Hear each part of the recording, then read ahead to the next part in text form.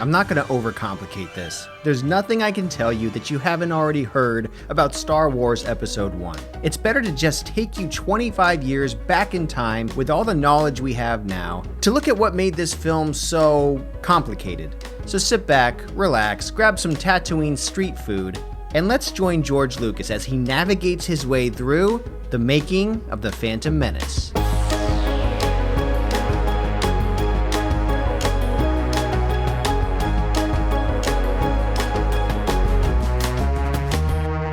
Okay, first stop, November 1st, 1994. George Lucas is on his way up to his office. He knows that today is a big deal. I mean, he's got a guy recording it, for heaven's sake. George is finally writing Star Wars Episode 1. He's doing it the cozy, old-fashioned way, with a notepad, pencil, and time. How do people do that? Lots of time. All I need is an idea. People had been asking him basically since the release of Return of the Jedi in 1983 when there would be more Star Wars movies coming out. 11 years later, it was finally beginning. Okay, so flash forward to 1995. It's taken many rewrites to get here, but finally, George Lucas had a rough draft of The Phantom Menace. It would never be fully finished until the editing process wrapped, but we'll get there in a bit. From 1995 to 1997, a lot of work would be done to remind audiences that Star Wars was still king of the movies. First, there was the re-release of the trilogy on VHS, this time with a digitally remastered picture and THX sound. Then there was the successful rollout of the Power of the Force toy line. Then there was the special editions.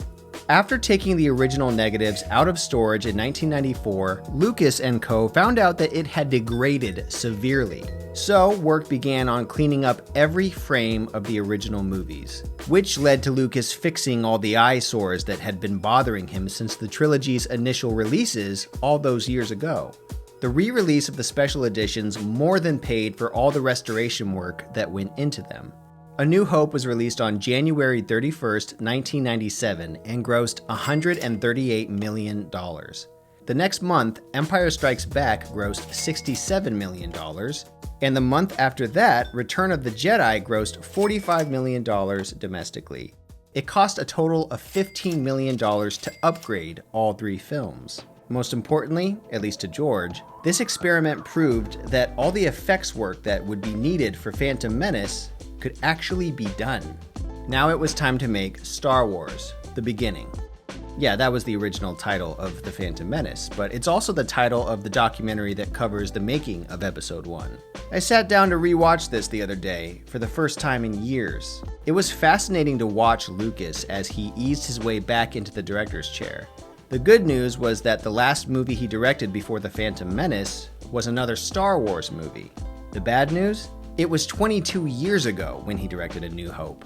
That's a long time to be out of the game as a director. Now, it's not like Lucas was lazy or toiling away doing nothing all those years in between Return of the Jedi and The Phantom Menace. He had been sharpening his skills as a producer all that time, which really saved him from being too out of touch to make The Phantom Menace. Still, I'm sure he felt, as the British say, a slight terror in his bum. They don't say that, but you get the idea. In the case of somebody who writes and directs, it is my life. I'm writing a story that I have to get extremely emotionally involved in because it's going to take 2 or 3 years of my life to do it. He comes across like he's trying to conjure up the confidence. Remember, I'm the guy who made Star Wars. Again, it's like poetry, so if they rhyme, every stanza kind of rhymes with the last one. Hopefully it'll work. I think he's reassuring himself as he speaks. I manage action and cut and faster and more intense. Mostly I sit there looking miserable and quiet.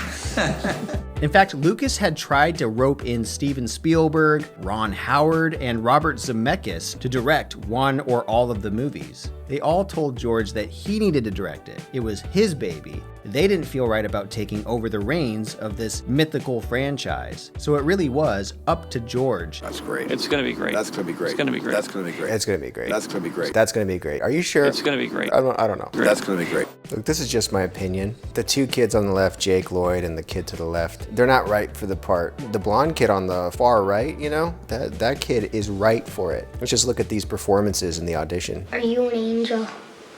What? An angel. They live on the moons by Eco, I think. They're the most beautiful creatures in the universe.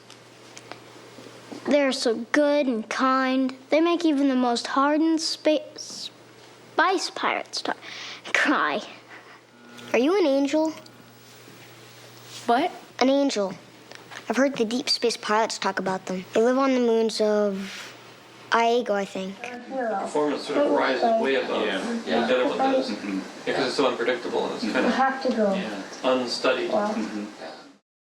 He needed some no men, you know? He needed some people who would tell him, like, straight up, this is not the right kid. Who'd you choose? I like Jake. Sure. Because he seems more natural. I mean, I like his body language. Yeah, also because George likes him. People weren't as afraid to share their opinions with George on the original trilogy. At this point, everyone's like, George is a master. What you actually need is a reliable kid actor who can get the right vibe and hit his lines and get the emotions right. It's fun seeing how everyone on the crew essentially didn't know what they were getting into in terms of the sheer scale of this movie. Remember, it had been 16 years since the last Star Wars movie came out. We're going to all the trouble of making this a completely computer-generated environment for hundreds of shots. So many people have that gulp reaction in the crew. That's real. That's real.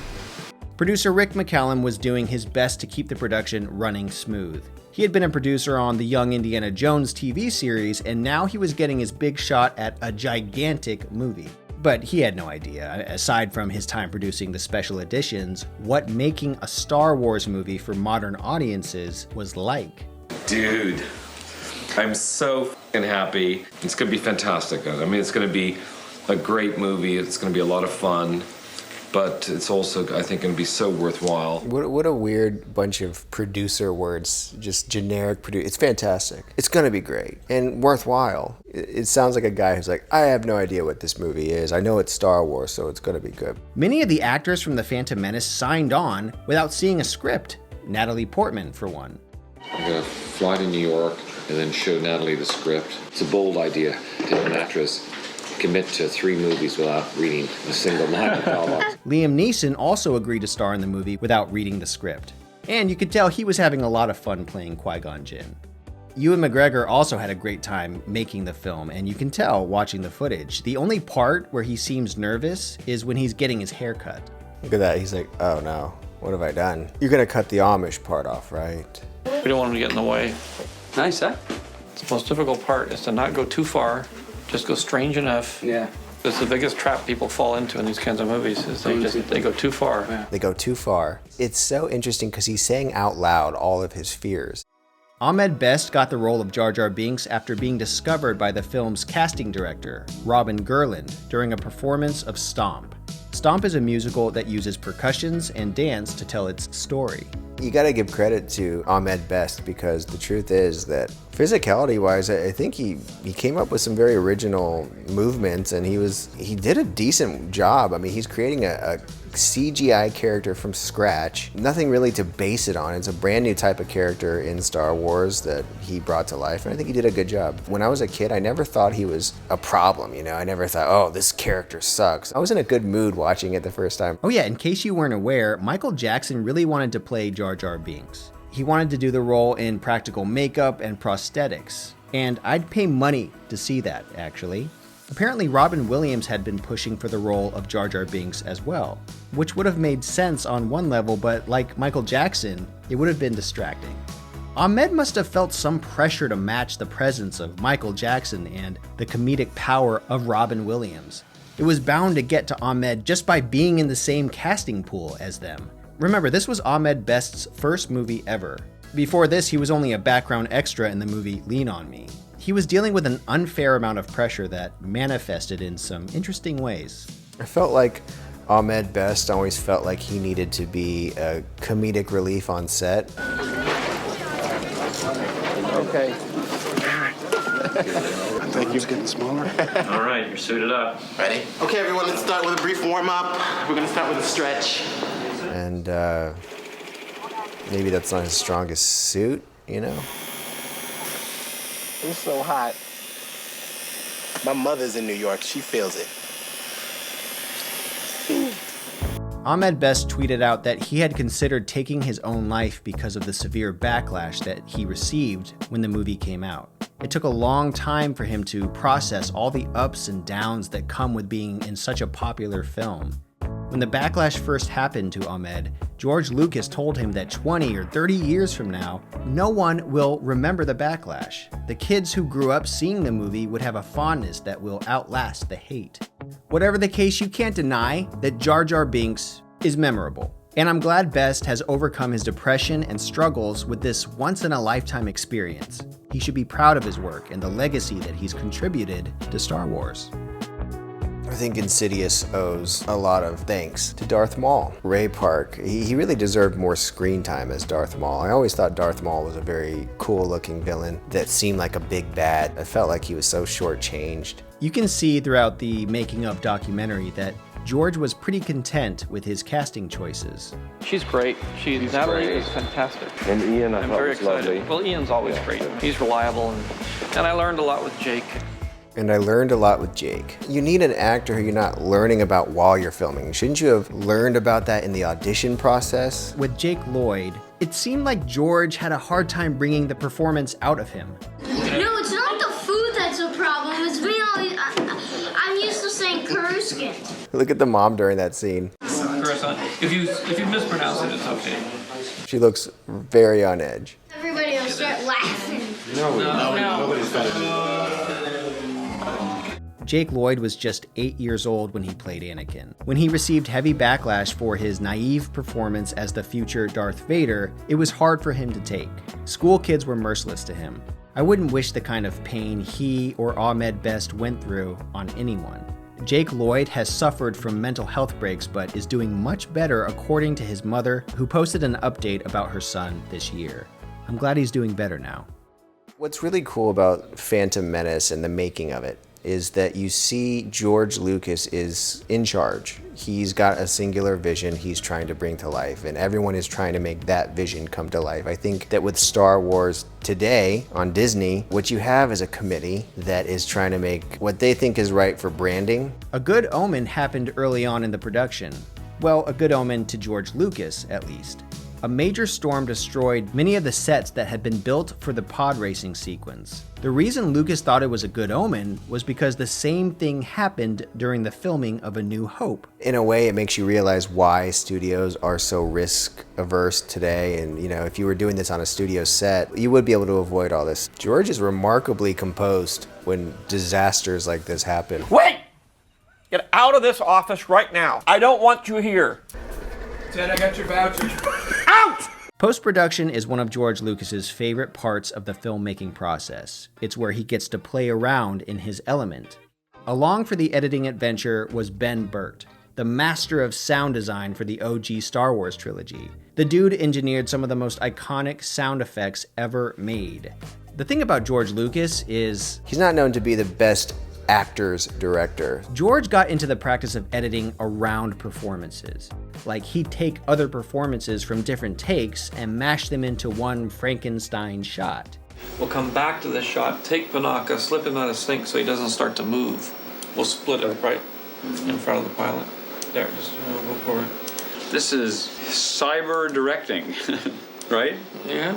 3D editing. Yeah. I think this takes fix it in post to a whole other level. It was something that concerned Ben Burtt a lot at the time. You got the George, I'm directing here in the editing room sequence, which is what he loves to do, which is change the actors' performances. I mean, it's fantastic you can do that, but it's opening up a whole world of, that just multiplies the number of decisions that you can make in a cut.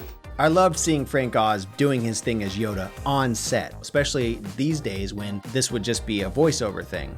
Frank Oz is a pro. But you know what? I always thought Yoda looked off in this movie. Is it me, or did Yoda seem older looking in this prequel than in the later movies? He just looked weird. I think they did the right thing replacing him with CGI. I don't think you'll hear anyone critiquing John Williams' score in this movie. His score elevates the movie so much. Also, he's looked that age forever. John Williams has looked that age like an old guy, even when he was young. But anyway, he's a master. Look at that one guy. He probably just joined the chorus so he could actually watch a cut of Star Wars early. Star Wars The Phantom Menace wasn't my favorite movie that came out in 1999. To be fair, 1999 was, in my humble opinion, one of the best times to be alive as a cinema goer. We got The Matrix, The Sixth Sense, Toy Story 2, The Mummy, The Blair Witch Project. Oh yeah, Austin Powers, The Spy Who Shagged Me, was huge that year. In its trailer, it said, "If you only see one movie in 1999, see Star Wars. But if you see two movies, see Austin Powers." I loved that teaser. It was smart and they knew Star Wars was going to rule that year. And it did. It wasn't the best reviewed movie of 1999, but it made a galaxy of money. The Phantom Menace made $924 million worldwide on a budget of $115 million. George Lucas, love him or hate him, he put his money where his mouth was. And it paid off. Now, it was time to sit down and finish what he started. It was time to make episode 2. Hey guys, thanks for watching. If you enjoyed this video, don't forget to cut the subscribe button in half and watch it fall down the intergalactic chasm. Chasm. Is it chasm? And let's talk in the comment section. Did you love or hate Star Wars The Phantom Menace when you first saw it? Let me know. See you next time.